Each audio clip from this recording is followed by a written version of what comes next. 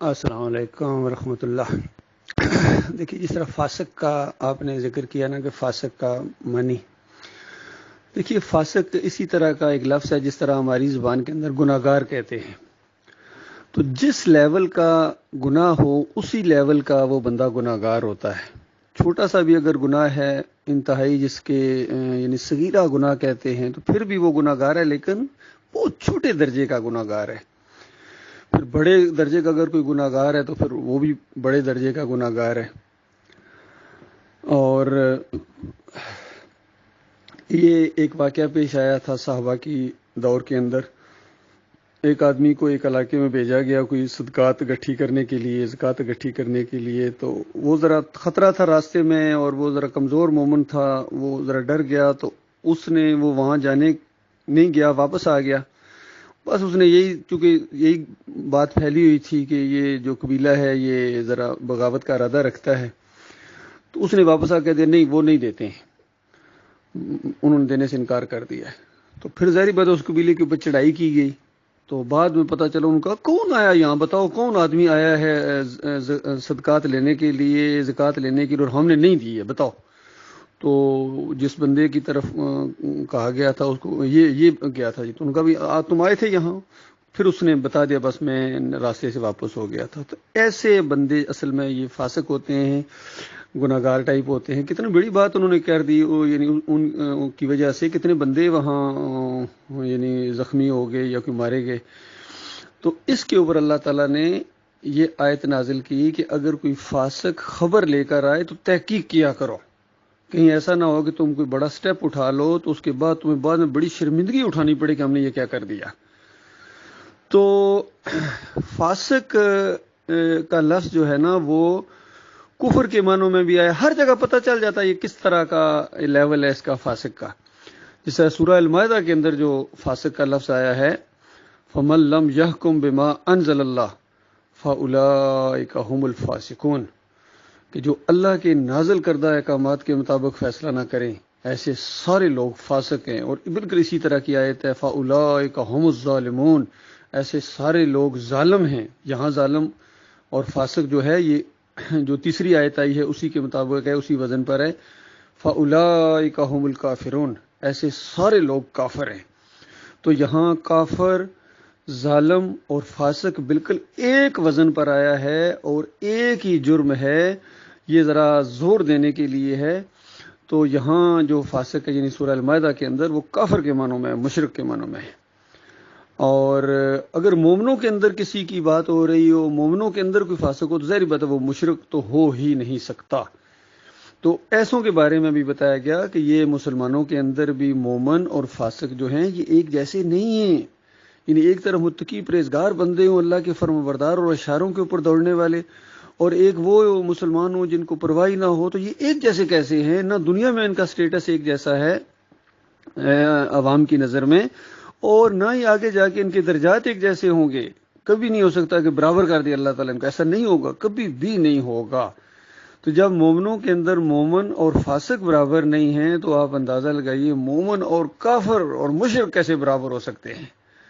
تو یہ اصل میں اب مسئلہ ان کا ہے، یہ جو محمد حنیف کا ٹولہ ہے انہوں نے شرک کا ارتکاب کیا ہے، شرک بہت بڑی بات انہوں نے کی ہے۔ اور پھر جو یہ بیچ میں دوگلے ہیں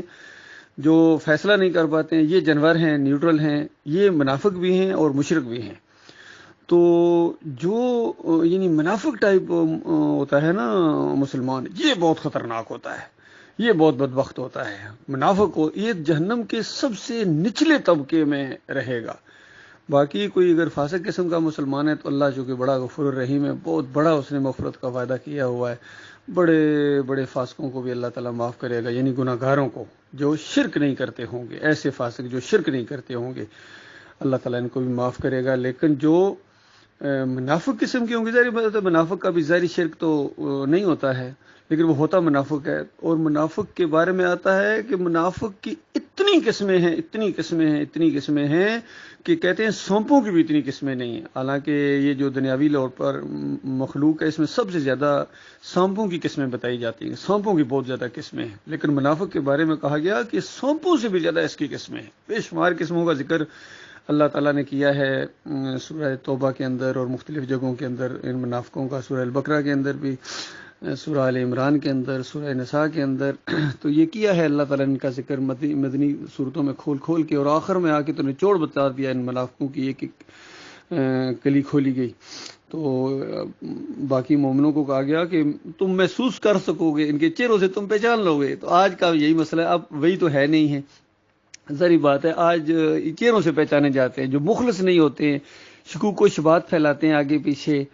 اور ان کا طرز عمل بالکل یہی ہے، یعنی جس طریقے سے آگے نہیں بڑھتے ہیں اور مومنوں کو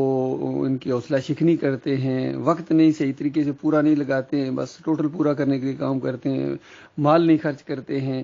تو یہ سارے ایسے ہیں جو چہروں سے پہچان لیے جاتے ہیں کہ یہ مخلص نہیں ہے، مخلص نہیں ہے۔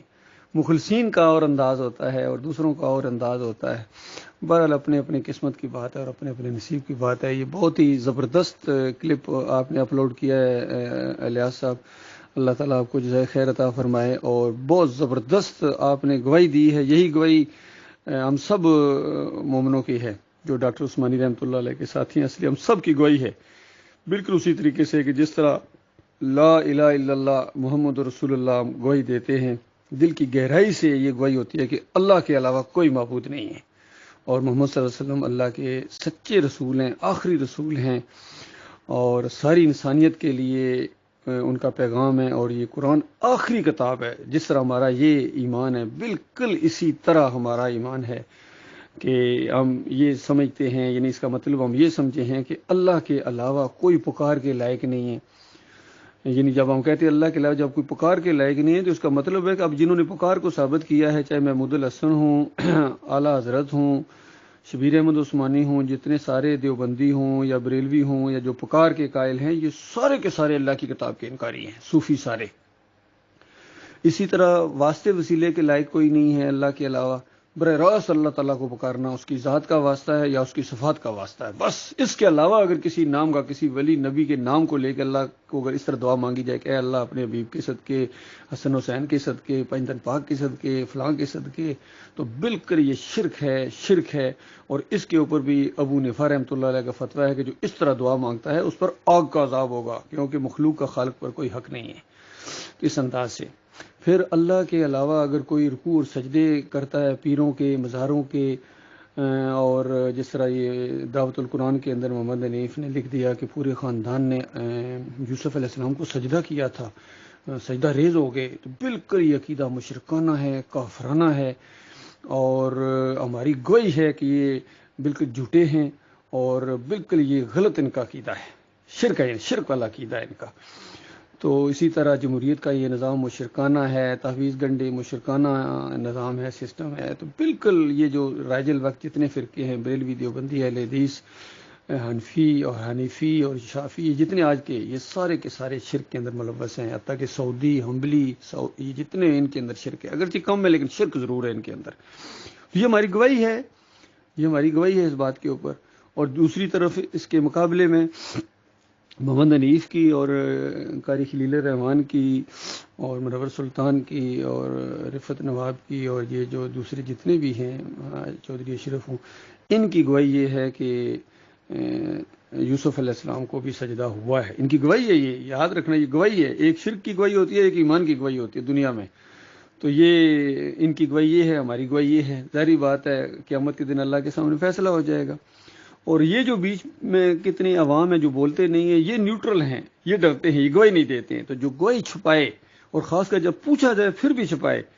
تو یہ بہت بڑا مجرم ہوتا ہے۔ تو یہ بہت بڑا سوال آپ نے ان کے اوپر سوالیہ نشان لگا دیا ہے، سوال پوچھا ہے ان سے، تو اب ان کے اوپر یہ قرض ہے کہ اس کا جواب دیں کہ یہ کیا گواہی دیتے ہیں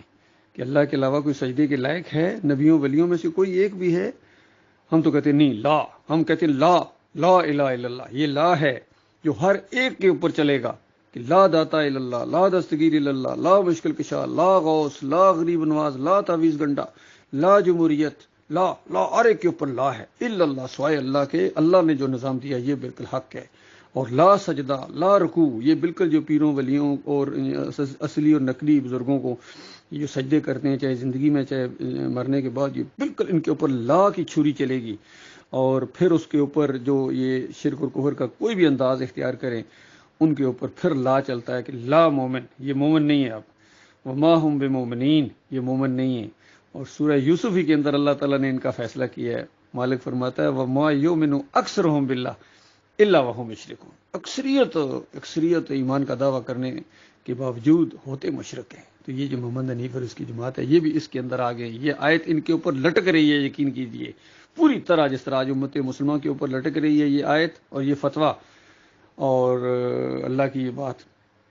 اسی طرح ان کے اوپر بھی سب کے اوپر یہ بات ہے، جب تک یہ توبہ نہ کرے، معافی مانگو میرے پیارے بھائیو، چند دنوں کا مسئلہ، خلوص پیدا کرو، ایک دفعہ مر گئے تو واپس نہیں آ سکو گے، ایک دفعہ ان سے بیزاری کا اعلان کرو، ان کو اپنا امام نہ بناؤ، ان کے پیچھے نمازیں مت پڑھو، اگر ان کے پیچھے تم نمازیں پڑھتے ہو تو پھر تم اللہ کے وقار کو ٹھیس پہنچاتے ہو اور بالکل تمہارے نزدیک اللہ کی قدر ہی نہیں ہے، ایمان کی قدر ہی نہیں ہے، تو اپنے ایمان کو برباد نہ کرو، کیونکہ ان کے اندر بھی ایسے ہیں جو یعنی جو ان کو مومن کوئی سمجھتے ہیں، وہ تو ہیں ہی پھر طاغوت کے پجاری ہو گئے، کیونکہ ان کو ایمان کی سمجھ ہی نہیں۔ کچھ ایسے ہیں جو پھنسے ہوئے ہیں، ہو سکتا ہے ان کے پیچھے نمازیں بھی نہیں پڑھتے ہیں، وہ بیچ میں وہ ہیں کترا جاتے ہیں، کیونکہ کچھ لوگوں نے یہ کہا ہے کہ ہم ان کے پیچھے نماز پڑھ گھر میں پھر جا کے لوٹاتے ہیں، یہ بھی کچھ ایسے ہیں، طرح طرح کے لوگ ہیں۔ کچھ ہیں جو ان کے پیچھے نماز پڑھ کے گھر میں جا کے لوٹاتے ہیں، کچھ ایسے ہیں جنہوں نے ان مساجد میں آنا ہی چھوڑ دیا، لیکن وہ اعلان نہیں کرتے ہیں بیزاری کا، بس اپنا کوئی ان کے عذر پیش کر دیتے ہیں، کہتے ہیں ان کے پیچھے نماز پڑھنے کا دل نہیں کرتا ہے۔ تو ایسے جو لوگ ہیں نا یہ کم از کم سب سے بہتر ہیں، یعنی جو ان کے پیچھے نمازیں نہیں پڑھتے ہیں۔ باقی جو دوگلے ٹائپ ہے یا گواہی کو چھپاتے ہیں یہ بہت بڑے گناہ گار ہیں، ان کا دل بہت بڑا گناہ گار ہے۔ اللہ تعالیٰ درست موقف کی توفیق عطا فرمائے۔ یہ بہت ہی زبردست یقین کیجئے بیانات ہیں میرے پیارے بھائیوں، ان سے فائدہ اٹھاؤ، یہ وقت ہمیشہ نہیں رہے گا، یہ ہمیشہ وقت نہیں رہے گا، ختم ہو جائے گا یہ وقت، یقین کیجئے پھر واپس کبھی نہیں آ سکیں گے، نہ کوئی بتانے والا آپ کو ہوگا اور نہ ہی اس کے بعد بحث و تکرار ہوگی، یہ دنیا ختم ہو جائے گی اور قیامت آ جائے گی، پھر میدان محشر میں اسی نقطے کے اوپر فیصلہ ہوگا۔ بتاؤ اسی نقطے کے اوپر جب فیصلہ ہوگا، گواہی دینے والے گواہیاں دیں گے، ہر شرک کرنے والے کو وہاں ذلیل و خوار کیا جائے گا اور ان مشرکین کے سامنے ان کے انبیاء سے اسی شرک کے بارے میں گویا پوچھا جائے گا۔ جس طرح یہود و نصارہ نے اپنے انبیاء کو اللہ کا بیٹا قرار دیا تو انبیاء سے پوچھا جائے گا کہ اچھا یہ آپ کی تعلیمات تھیں، یہ تم پھیلاتے رہے ہو، حالانکہ اللہ کو پتہ یہ نہیں پھیلاتے رہے، لیکن کافروں مشرکوں کو ذلیل کرنے کے لیے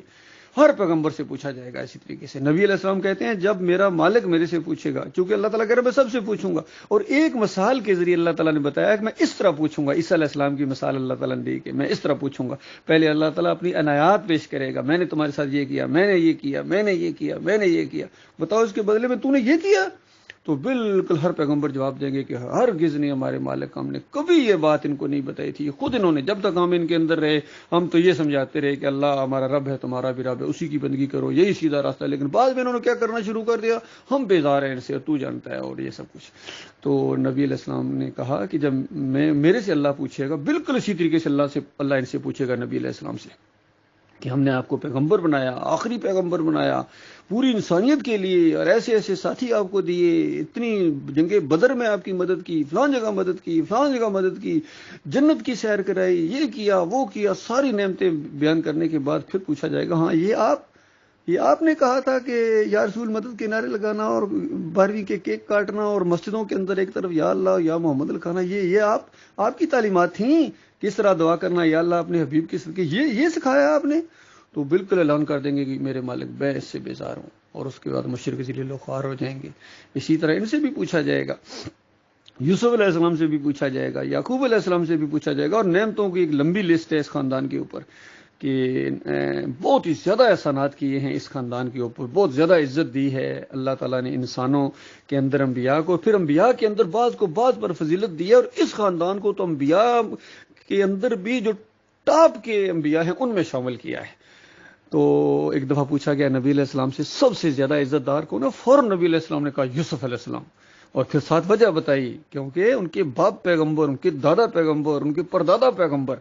تو جو پیغمبروں کا معاملہ ہوتا ہے اللہ کے ساتھ محبت کا معاملہ ہوتا ہے، اللہ کی بندگی کرنے والے لوگ ہوتے ہیں، پھر جو جتنی زیادہ بندگی کرنے والا ہوتا ہے، زیادہ جس نے تکلیفیں اٹھائی ہوتی ہیں، زیادہ بڑے آزمائش سے گزرے ہوتے ہیں، اتنے بڑے ان کے درجات ہوتے ہیں۔ جس طرح نبی علیہ السلام نے فرمایا مجھے سب سے زیادہ ستایا گیا ہے،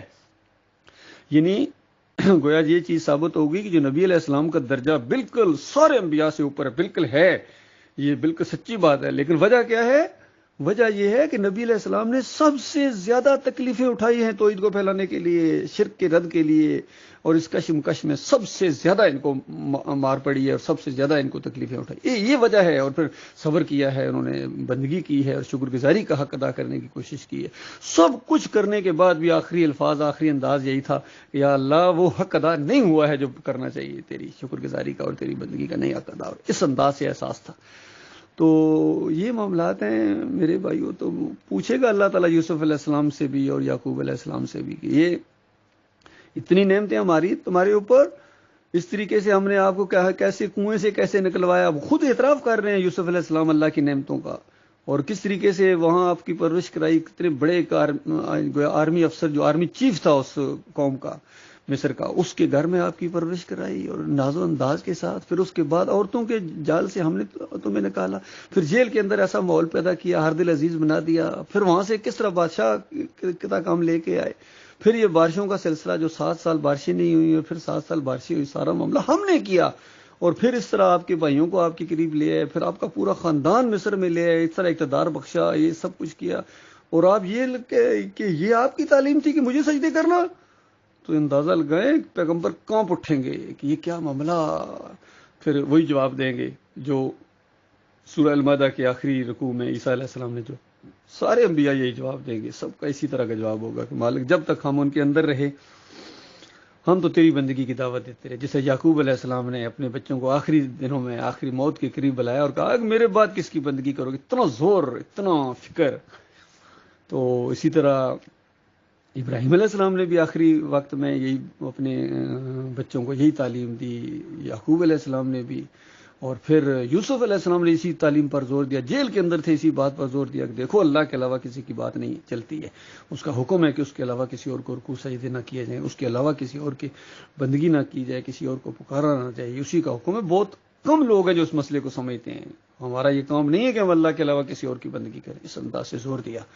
تو یہ ساری باتیں موجود ہیں اللہ کے بندوں، ہر اینگل سے آپ کو سمجھا دیا گیا ہے۔ اب ہمارا نہ ہماری ذمہ داری ہے آپ کو منوانا، نہ ہمارے پاس یہ طاقت ہے۔ اب چونکہ ضد اور درمی کے اوپر اتر ہے، چند لوگ ہیں، 6-7 ہیں، ٹوٹل 9 ہیں،